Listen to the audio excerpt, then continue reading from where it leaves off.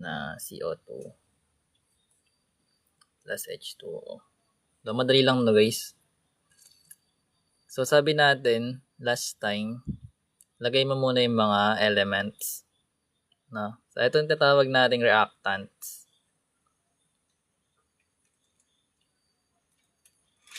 Then, yung kabila, yung products.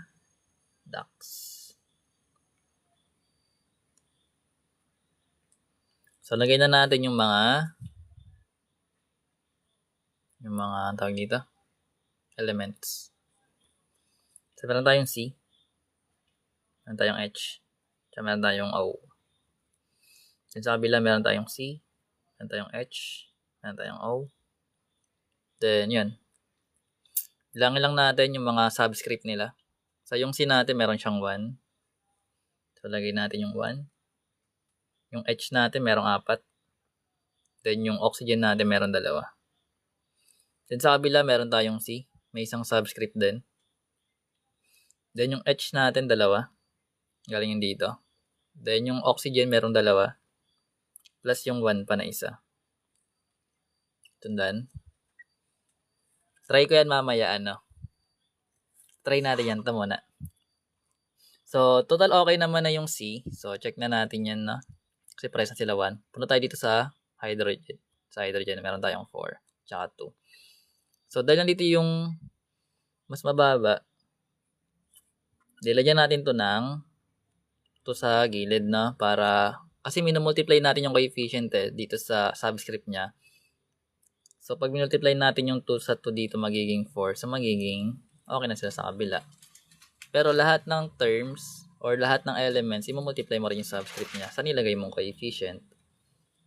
So, ibig sabihin guys, kung maglalagay tayo dito ng 2, yung hydrogen natin, magiging times 2 siya, which is magiging 4 na. Pero yung oxygen natin sa part na to, is magmumultiply din tayo ng 2. So, magka-times 2 rin dito. So, ibig sabihin, magkakaroon tayo dito ng 2 plus 2 na. Sabihin, 4 na yung oxygen natin sa kabila. Wherein, ang oxygen natin dito guys is 2 lang sa left. So, para maging balance yun, maglalagay ka rin dito ng 2. So, pag nag-multiply ka doon ng 2 sa oxygen mo, magiging 4 na siya. So, yung carbon mo is 1 na sila parehas. Yung hydrogen is 4 na. Then, yung oxygen is 4 na rin. So, ibig sabihin, ito yung magiging sagot. So, ganun siya ginagawa. Joke. So, meron tayong NH3 plus O2. Then, yan natin siya sa no. Sa no. No. No, yan na no. Plus H2O. So, meron tayong NH3 plus O2. Then, meron tayong NO plus H2O. Anong basa doon? Hindi ko alam basa doon eh. Ano yung binabasa? Pero, sabi niya, yun daw. Meron daw ammonia plus oxygen, then carbon dioxide, tapos water, sabi ni Eagle. Anyways, so ibabalance lang natin to guys. So, same process, copy lang natin yung mga elements. So, yung sa reactants,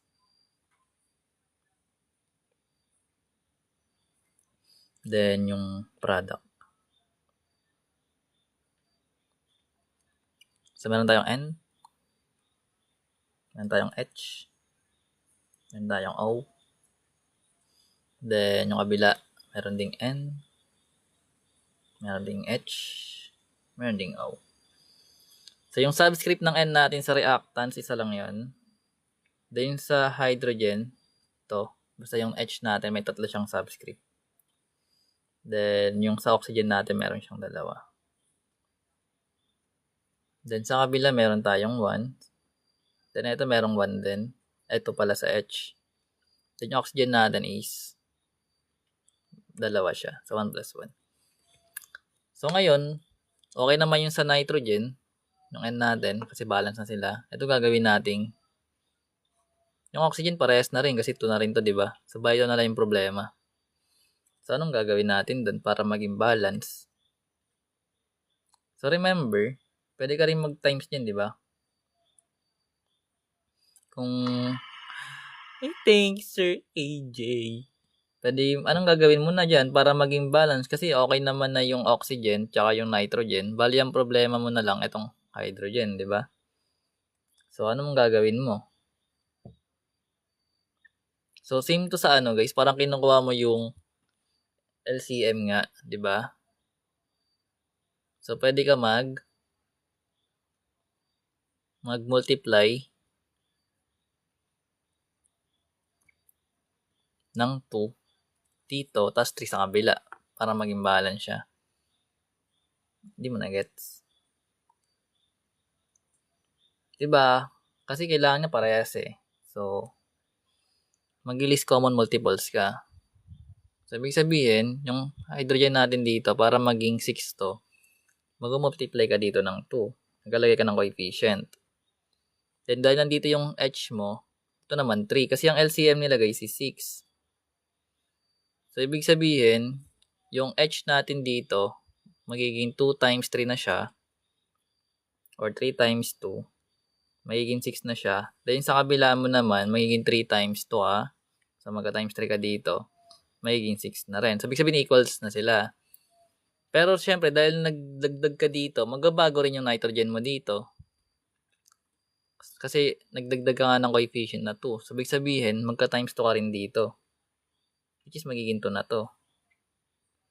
Then, ito hindi na sila balance. Pero dito, guys, sa oxygen natin, 3 times 1, magiging times 3 ka dito. So, magiging 1 plus 3 na to. So, bali ang na-balance na lang dito ngayon is yung hydrogen. Diba? Kasi, magkaiba na yung sa nitrogen tsaka oxygen nila eh. So, kailangan mo ulit i-balance yun.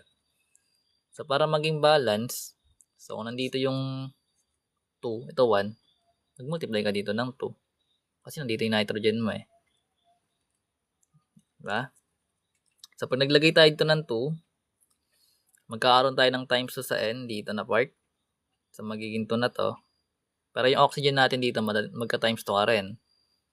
So, ibig sabihin, itong 1 na to guys, magka-times 2 ka ulit. So, magiging 2 plus 3 na siya. Which is magiging 5. Diba? 5 na siya. Eh, ito 2 lang eh. So, anong gagawin na para maging 5? So, magiging fraction siya. Diba? Kasi hindi siya divisible by 2. Yung 5, diba? So, ito yung gagawin mo para matanggal yun. So, gawin mo siya. Ano ba yung gagawin na para maging 5? So, pwede ka mag-divide by 2, di ba? Or 5 halves. Gawin mo siyang 5 halves, pwede.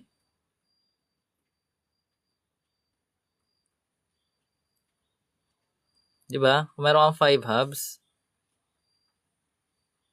nakakalito. Hindi naiintindihan. Di ba, ang kailangan natin is maging parehas yung equation. So, mapapansin mo dito, guys, yung sa oxygen natin is 2 plus 3 siya, which is 5. Eto, 2 lang. Wherein, nandito yung oxygen natin na 2. So, para maging 5 to, total hindi naman siya magiging balance na 5. Ang gagawin natin dyan is gawin mo siyang fraction. So, pag nag-multiply ka dito ng 5 over 2, di maka-cancel yung 2 dito, di ba? Magiging 5 na siya. So, tingnan mo. Pag nag-multiply tayo ng 5 halves, magiging 5 na to kasi maka-cancel. Pero bawal fraction, di ba sabi? So, yung denominator mo, i-multiply mo yan both equations. So, ibig sabihin, para ma-balance na siya, yung fraction, i-multiply mo siya both side by that number.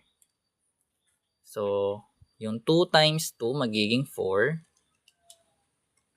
Then, copy mo yung n. H3. Then, ito naman guys, yung 2 times 5 halves mo, magiging 5 na lang kasi maka-cancel nga yung 2. So, magiging plus 502. Tama? Mamaro no? Then sa kabila, kung nag-times tayo ng 2 dito guys, no? Both sides. So, magiging 4 din siya. Hindi ka siya. 4n o plus 2 times 3 magiging 6. Ala, tama. Magiging 6 h2 tapos o. So, check muna kung balance. So, remember, meron tayong n, h, tsaka 3, o. Then, sa kabila, meron tayong n, h, o din. So, yung n natin dito, guys, is 4. So, meron tayong 4 sa n, kasi meron na siyang subscript na 1. Then, yung h natin, guys, merong 3 times 4. So, kaya siya naging 12. Then, yung oxygen natin, meron siyang 5 na coefficient. Then, times 2, magiging 10. Then, sa kabila, ganun din. So, meron tayong 4 sa nitrogen. Yung oxygen natin, meron ditong 1. Pero yung sa, ano muna tayo guys, sa hydrogen. So, 6 times 2 magiging 12, di ba? Then, yung oxygen dito, merong 4. Kasi may coefficient siya na 4. So, 4 times 1 magiging 4. Then, plus natin yung 6 times 1 magiging 6. So, magiging 10 siya. Ibig sabihin ito na magiging sagot mo doon. Magiging 4NH3 plus 5O2. Then, 4NO plus 6H2O. Anong basa doon? Sabihin tama na. Saan ka na nandiyan ka pa, boss? Kanina ba to galing? Sana naintindihan mo. Dapat marunong ka ng decimal, ng fraction para mag-cancel. Kasi minsan ganun yun eh. Kailangan mo ng ganun. Pero pag hindi mo yun alam, boss. Dito meron yan guys, mga pang grade. Puro material turo ko ito kasi may something math eh. Kaya gusto kong iyan eh. Itakil. Anong decimal point? Walang decimal point. Fraction mo siyang gagawin. Gets? Uy. Geometric finite. Ano yun? Meron dito niyan, no? Ito ka nanood. Chemistry po ba yan? Diba? Oo yata. Wala. Gusto ko lang aralin. Para ma-aral nyo rin, guys. Baka kailangan nyo to eh. Kasi nakarami nagpaturo ng ganito eh. Siguro, pa may dumaan sa inyo, no? Parang kasi may nagla-live eh. Ang ganda rin aralin. 4NH3 plus 5O2 then equal na siya sa 4NO plus 6H2O. Ito yung final answer.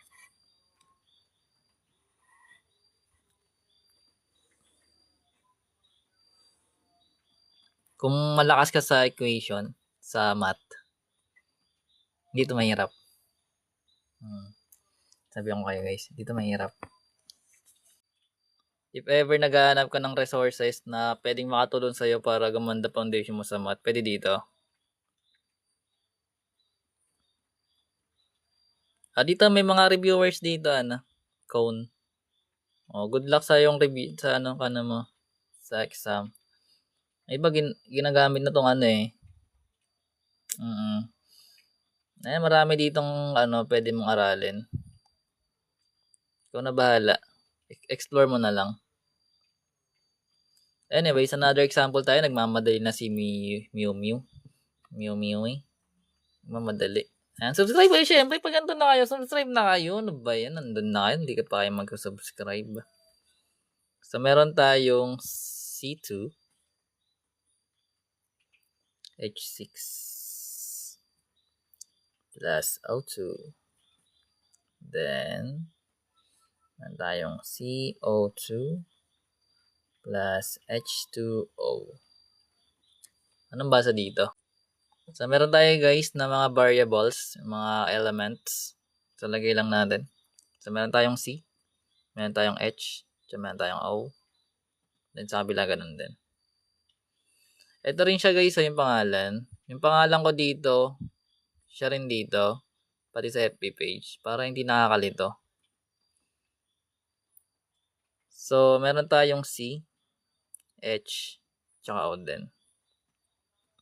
So, lagi mong isosolve na uli yung magkahiwalay na variable, no? Yung na elements. Then, lagay na natin muna to. So, meron ditong dalawa. Yung H natin may 6. Then, yung O natin may 2. Sa kabila, meron tayong isa. Then, yung H natin 2. Then, meron tayo ditong 2 plus 1. So, 2 dito. Meron ditong isa, no? So, ngayon, ano ba yung pwedeng mabalance na? Unahin natin yung carbon. So, madali lang yun. So, ito kasi may carbon dito na 2. Ito may isa. So, para maging to, maglalagay tayo ng coefficient na to dito. Sabihin mag-multiply tayo dito ng 2. Para maging 2 na siya, di ba? So, ngayon, dahil naglagay tayo ng coefficient na to dito, lahat ng subscript, multiply din natin. So, dito, merong 2 dito. So, yung etong part na to, magka-times 2 ka. So, magkakaroon tayo dito ng 4 plus 1 na. So, bali yung oxygen natin sa product, magiging 5 na sila. Pero balance na yung C. Ngayon, proceed tayo sa next. So, unahin natin yung hydrogen. So, meron tayong 6 sa kabila, sa reactants. Pero dito sa kabila, 2 lang. So, para maging 6 yun, di magka-times tayo ng 3. So, ibig sabihin, magka-times ka dito ng 3. Kaya siya magiging 6. Dahil nag-times tayo ng 3 doon, yung oxygen dito, magka-times 3 ka rin. So, ibig sabihin, yung 1 natin doon, times 3 mo, so magkakaroon ka ng 4 plus 3, which is 7. So, kung 7 yung oxygen, guys, same kanina na ginawa. Kung meron ka ditong 2, so, ang gagawin mo lang doon para hindi ka malito, kung ano yung subscript mo dito na naiwan, yun yung magiging denominator mo. Then, kung ano yung sagot dito na 7, di ba? Siya yung magiging numerator mo. Kumbaga, magkakaroon ka ng 7/2 para makancel yun to sa baba. So, mag-multiply ka ng 7/2. Which means, pag nag-multiply ka dito ng 7/2, guys, makukuha mo dito yung 7. Mag-i-equal siya sa kabila. Pero bawal nga fraction, di ba sabi natin? So, para ma-eliminate yung denominator natin, mag-multiply tayo both side by that number or yung LCM mo. So, multiply mo siya both side. So, ngayon, yung mga coefficient, ganun gagawin mo. And then, nagka-fraction lang siya, guys, kapag add yung yung iba-balance mo. Kasi tingnan mo dito, meron kang 2 dito, sa kabila 7. Ito odd number, ito even. So, magkakaroon ka doon ng fraction. Pero kung parehas even, mag-multiply ka lang ng whole number. Tulad dito, na meron kang 2 tapos 6. O, parehas sila even. So, kailangan mo lang 3 para maging 6 siya. Anyways, so galing dito, multiply lang natin. So, magkakaroon tayo ng 2, tapos C2, H6. Then, itong kabila naman, plus. So, yung 2 times 7 halves, di ba sabi natin magiging 7 na yun? O2. Yan. Then, yung kabila, ganun din. Mga coefficient lang, guys, ha. So, yung 2 times 2 magiging 4. Then, yung CO natin, 2. Plus, yung 2 times 3 magiging 6. H2O. Ngayon, guys, check na natin siya, no? So, meron tayong C. Hindi ako organic chemistry, guys. Ano lang, gusto ko lang aralin, no? Para, wala lang. Additional knowledge na rin. Para maiba naman. Hey, thank you, Sir Jomer. It's been a while. So, meron tayong CH, tsaka O na mga elements. So, lagay natin to, yung C natin dito. So, yung mga coefficient, guys, minamultiply natin yung mga subscript. So, ibig sabihin, ito magiging 2 times 2 magiging 4. Then, 2 times 6 para sa H, magkakaroon tayo ng 12. Then, yung 7 times 2 magiging 14 yung O natin. Then, para sa kabila, lagay lang natin yung CH tsaka yung O. So, meron tayo ditong 4 times 1 na subscript. So, magiging 4 din yun. Then, yung oxygen natin dito, or yung hydrogen muna. So, meron tayong H, 6 times 2, magiging 12. Then, sa oxygen natin, guys, meron tayong 4 times 2 dito, which is 8. Plus, yung 6 times 1. So, magiging 14. So, as you can see, balance na sila. So, ito na yung magiging sagot natin.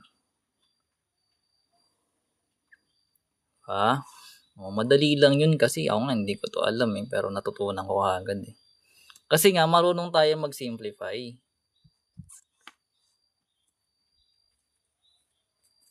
Hindi ko yan alam guys, ito lang alam ko sa sa science. Ito pa lang. If may kayo guys na other topic, lagay nyo dyan, then aralin natin next time. Ito. Tapos, H22, ang dami naman. Plus O2. Tapos, merong CO2. Tapos, H2O. Ito, ganito. Ganito. Uy, check mo muna kung totoo to. Baka mamaya, niloloko mo lang kami.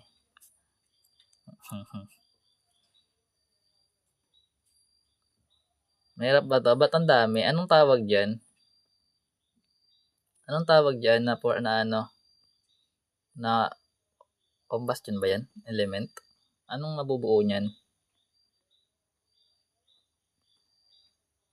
Dapat alam mo kasi yan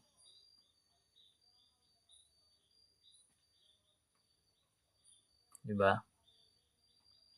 Spaceship, air fuel. Tao yata.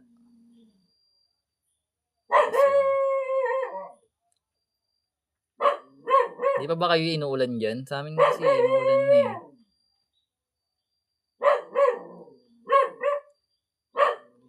Double replacement. Kinakuya isang problem lang. Ano nga lang ito? Ito nga nalagay natin C10H22 plus 6. 6 ba? May sagot na siya agad. Grabe naman. May sagot na agad yun. Mga kami tapos mag-start pa lang na So, sige, try na natin to guys. So, basically, ganun pa rin yung gagawin. So, lagay lang na, psst. Hindi naman ito. Tigil. Lang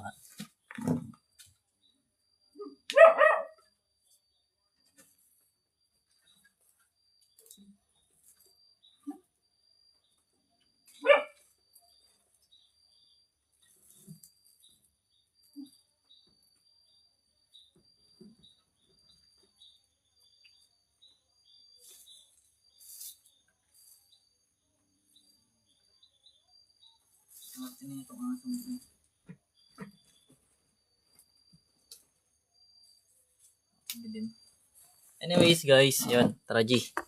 So check natin kung tama yung pinagagawa natin kanina gamit ito. Yan. So basically guys, so same process, copy lang natin yung mga letters or yung mga variable or yung mga elements. So meron tayong C, H, tsaka O sa reactant. Then yung product natin, meron tayo ding C, H, tsaka O. Gets natin yung syempre. So ngayon, lagay na natin yung mga subscript nila. So yung C natin, meron tayo dong 10. Then dito merong 22. Then yung sa O natin, meron 2. Then sa kabila naman, meron tayong 1 sa C. Then meron tayong H na 2. Ito yung galing. Then meron tayo ditong 2 plus yung 1 natin. Kasi may 2 dito may isa, di ba? So ngayon, i-balance muna natin yung pinakamadali. So, pwede yung C, pwede rin yung H. Di ba? So, unahin natin yung sa C. Kasi magka-times 10 ka lang naman So, para magkaroon ka dito ng times 10, maglalagay ka dito ng 10. Na coefficient. So, 10 times 1, magiging 10 na yun. Then, syempre, dahil meron kang nilagay dito na coefficient, yung oxygen dito, magka-times 10 ka rin. So, itong 2 natin, magka-times 10 ka dun. So, magkakaroon ka dito ng 20, then plus yung 1 natin. So, 21 yung oxygen natin lahat. So, okay na yung C. Punta tayo sa H. Diba? Nasa sundan ba?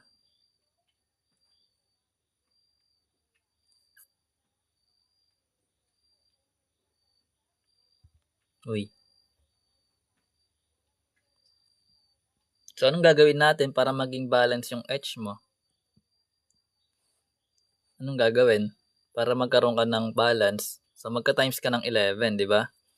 Kasi meron ka ditong 2, guys. So, para maging 22 to, maglalagay ka dito ng 11.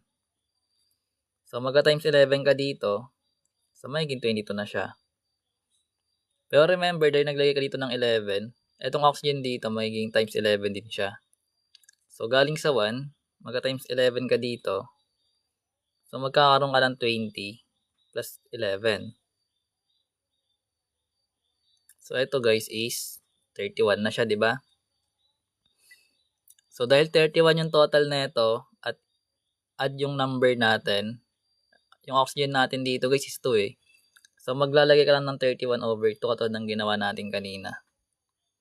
So, ibig sabihin, galing dito sa oxygen natin, lagay ka lang ng 31 over 2 para ma-eliminate yung 2 natin doon.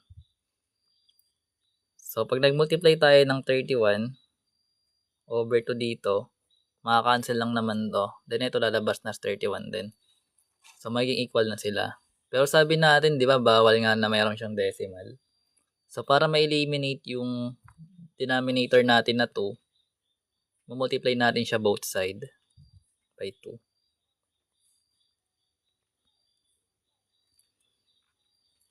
Yan. So, ngayon, lagay mo na. So, magkakaroon tayo ng 2 sa left side natin. Tapos, C 10. Then, H 22 natin. Plus, etong part na to guys, makakancel lang yung 2. Then, matitira is 31.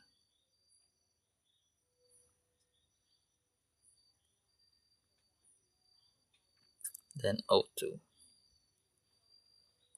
Then, sa kabila, ganun din. So, magkakaroon tayo ng 2 times 10, magiging 20 yun. Then, meron tayong C, O2, plus 11 to, diba? Times 2, magiging 22. Then, H2O. Then, pwede mo na i-check kung tama. Pero actually, tama na to eh, kasi dito nga nag-okay na siya eh. Kumbaga, nag-times 2 na lang tayo eh. Pero, para maintindihan, ginagay natin. So, meron tayong C, H, tsaka O. Yung C natin dito guys, multiply lang natin yung coefficient sa mga subscript nila, di ba? So, magkakaroon tayo ng 2 times 10, which is magiging 20 yun. Then, yung 2 times 22 natin, magiging 44. Then, yung sa O natin, meron tayong 31 over times 2. Magiging 62. Ba't ang laki ng given, no? Pero kailangan lang naman i-balance eh. Pero ganun yung process. So, sa kabila, meron tayong C, H, tsaka O. So, magkakaroon tayo dito ng 20 times 1 para sa C, which is 20 yun. Then, yung sa H natin, 22 times 2 siya, which is 44. Then, yung oxygen natin, meron tayong 20 times 2, that is 40. Then, meron pa tayo dito sa kabila na 22 times 1, which is magiging 22. And yung 40 plus 22, magiging 62 siya. Which means, kung ito is 20, 20 rin sa kabila, 44, then 44, then 62, tsaka 62. So, ito yung magiging sagot. Anyways, madali nga lang to sabi ko sa inyo. Basta marunong ka mag-divide, mag-multiply, then mahirap. Yan lang siya ginagawa. Uy, bawal yan. So, meron tayong aluminum. Then, meron tayong SO4. Subscription na 3. ano to yung number 2 sa gilid ng name ko? Hindi ko alam. Kung number 2 ka daw, so hindi ka number 1. Ay. Plus, inaaway yun. Meron tayong calcium. Tapos,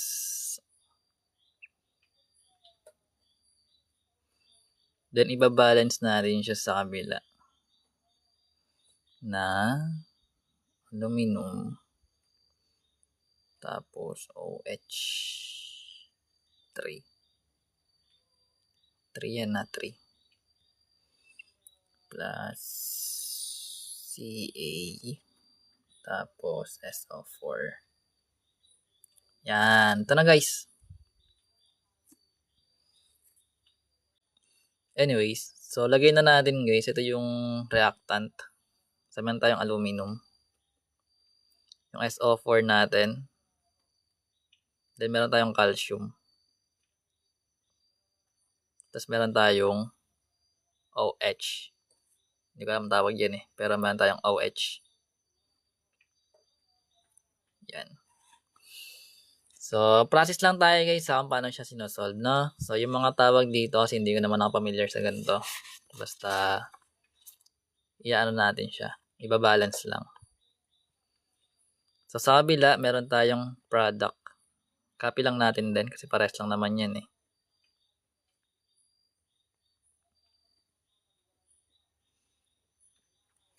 So, yung aluminum natin dito sa reactant, meron tayong dalawa. May subscript pa siya na 3. So, lagay natin dun yung 2. Yung sa SO4 natin, merong 3. So, lagay natin yan. Then, yung sa calcium, merong 1. Then, yung sa ito, may 2 siya dun. Hydroxide. Okay. Then, sa kabila, meron tayong 1 dito sa aluminum. So, lagay natin. Then, itong hydroxide natin, 3 siya, diba? So, lagay natin dito. Yung SO4 natin, guys, meron tong 1. Then, yung calcium natin, merong 1. So, syempre, yung pinamadali is makikita mo na kagad na yung calcium is okay na. So, ang kailangan na lang natin, i-balance yung iba. So, kung ito 2, ibig sabihin, ito pwede nating i-multiply by 2 para maging balance na sila. So, mag-multiply tayo dito ng 2 na. Kasi nandito yung aluminum natin. So, lagay ka lang dito ng 2. Then, ito magiging 2 na. Pero itong hydroxide natin, nag-multiply tayo ng 2 doon. Sabi sabihin, mag-multiply tayo ng 2 sa 3. So, yung 3 natin, multiply tayo ng 2. Magiging 6 na siya. So, nagbago yun na. So, ngayon, okay na yung aluminum tsaka yung calcium natin. Proceed tayo sa pwede dito sa SO4 or dito sa hydroxide, no? Basta yun. So, kung gusto mo unahin to, pwede rin. So, kung 3 siya sa reactants, eto dito pwede natin gawin yan. Pag nag-multiply tayo ng 3. So, pag naglagay tayo dito ng 3, mag-times 3 tayo dito, guys. So, magiging 3 na to.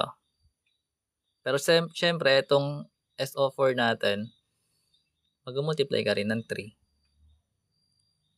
So, ibig sabihin, eto, magbabago rin. Sundan. So, ngayon, okay na to pala. Okay na rin siya dito. Yan, okay na. Ito na lang na calcium. So, remember, ito, galing dito, sa reactants. Para maging 3 siya, di maglalagay tayo dito ng 3. So, pag nag-multiply tayo dito ng 3, magiging 3 na to.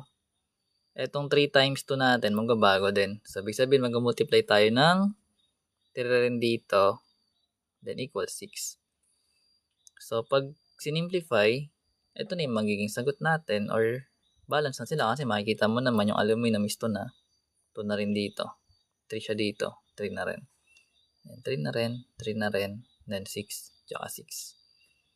So, ito na yung magiging solution para doon. Diba? Madali lang. Meron ba yun? Mahirap lang, hindi ko alam yung mga tawag eh. Pero yung pag-solve, madali lang. Hindi ko nga alam yung sabi ni Brian. So, ito may nakita akong given. So, meron daw C3, propane pala tawag dun. C3H8 plus O2. Then, meron tayong CO2 plus H2O. Pero ganun pa rin yung gagawin actually. Hindi naman ito mahirap sabi natin. O halos parehas lang. C1818 na yung nakabila. Then, ito parehas lang din. No? Yung given ni Sarah. So, halos parehas lang. Anyways, ewan. Check na natin kung paano ginagawa. So, naintindihan mo yung mga previous na pinagagawa natin. So, halos parehas lang sila. So, copy lang natin guys yung mga letters or yung mga elements. So, meron tayong carbon, yung C. Meron tayong hydrogen, tsaka oxygen. Then, ganun din sa kabila, no? C, H, tsaka O. Then, bilangin mo na yung mga subscript. So, yung C natin, meron siyang 3. Lagay mo yun. Yung H natin, merong 8. Then, yung oxygen natin, meron 2. So, meron tayong carbon na 1. Then, yung hydrogen natin, 2, di ba? Then, yung oxygen, meron ditong 2. Then, sa kabila, may 1. So, lagay natin as 2 plus 1. Nandiyan ko siyang space para visualize nyo paano siya ginagawa. So, ngayon, mas madali dito, lagyan ng 3 yung sa may carbon na ingay ng aso. Ano yung ingay nito? Yan, pag flashlight ko yan sa labas, makakita ko lang dito ko dapat makita.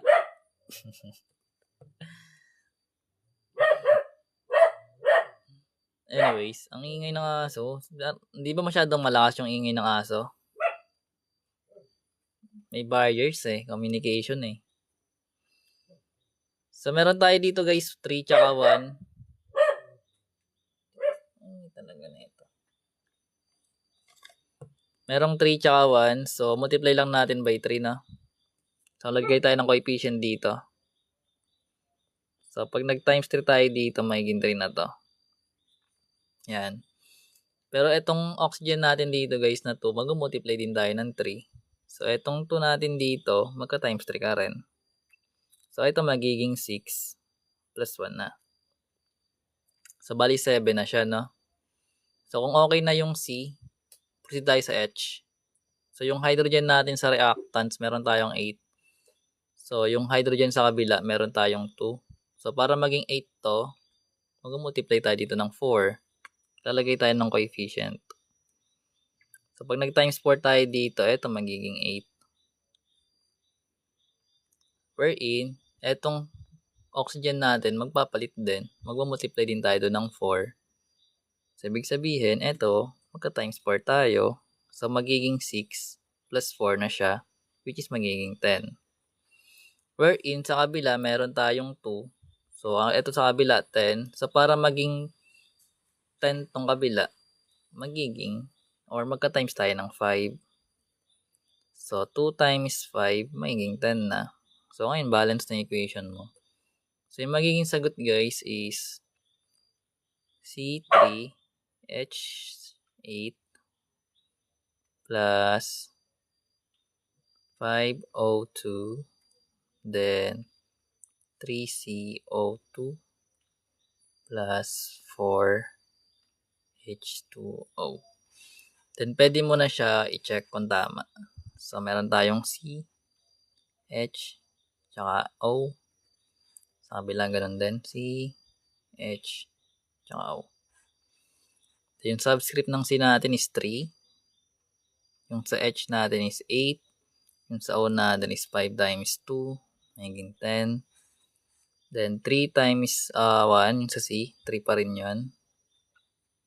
Then, 3 times 2 sa O. That is 6. Yung H natin guys is 4 times 2. Magiging 8. Then, 4 times 1 is magiging 4. So, mag-add tayo doon ng 4. Ayan yung 6 plus 4 is magiging 10. So, ibig sabihin, tama na yung sagot natin. So, ito na yung magiging sagot. Siguro okay na yun para sa ganyan, no?